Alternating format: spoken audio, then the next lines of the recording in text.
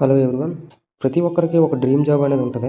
వీలైనంత వరకు దానికోసమే చదవడానికి ట్రై చేయండి. ఖచ్చితంగా మీరు డిజర్వ్ అయితే ఖచ్చితంగా ఆ జాబ్ మీకు వస్తుంది. మన మిడిల్ క్లాస్ ఫ్యామిలీస్ ఏంటంటే ఏదో ఒక జాబ్ వస్తే పర్లేదు, సెటిల్ అయిపోవచ్చు అనుకొని వస్తాం.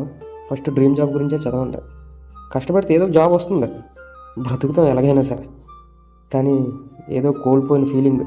మా అన్నయ్య ఇప్పుడు నాకు మాట చెప్తుండేవాడు, చదివామంటే ఇప్పుడు ఫస్ట్ ర్యాంక్ కోసమే చదవాలి. కానీ ఫస్ట్ ర్యాంక్ అనేది ఒకరికే వస్తుంది, మిగతా వాళ్ళు కానీ దాని గురించి ప్రయత్నించే ప్రయత్నంలో నీకు నువ్వంటే ఏం తెలుస్తుంది.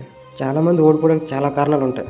Family, friends, love, sex, drink, ఇలా చాలా కారణాలు ఉంటాయి. నిజమైన కారణం అంటే చెప్పాలా, నువ్వే. ఇంకో విషయం అండి, ప్రతి ఒక్కరూ తెలుసుకోవడానికి ఆసక్తి చూపిస్తారు కానీ ఎవరు ప్రయత్నించడు. సిలబస్ ఏంటి, బుక్స్ ఏంటి, జాబ్ ఎలా ఉంటుంది, శాలరీ ఎంత, అందరికీ తెలుసుకోవడానికి ఆతృత ఎక్కువ కానీ ఎవరు ప్రయత్నించడు. సో అందుకు నా గురించి తెలుసుకునే దానికన్నా మీ గురించి మీరు తెలుసుకొని మంచిగా చదవండి, కష్టపడండి. ఒక్క జాబ్ వచ్చినా పర్లేదని చదువుతుంటారు. వాళ్ళ తల్లిదండ్రులు కూడా అలాగే ఫీల్ అవుతుంటారు. నా కొడుకు ఎంత చదివినా జాబ్ రావట్లేదు, లేదా నా కూతురు ఎంత చదివినా జాబ్ రావట్లేదు అనుకుంటారు. దానికి కారణం ఇదే. ఇంకొంతమంది ఉంటారు, వాళ్ళు ఏది డ్రీమ్ జాబ్ అనుకుంటే దాని గురించే చదువుతారు. వాళ్ళకి నా ఒపీనియన్ ఏంటంటే, నిజంగా చదువుతున్నారా ఒకసారి ఆలోచించుకోండి. నా డ్రీమ్ జాబ్ విషయంలో నేను ఎప్పుడు ఓడిపోతూనే ఉన్నాను. నేను నిజంగా అచీవ్ అయిన రోజు ఖచ్చితంగా షేర్ చేస్తాను. Thank you everyone, all the best.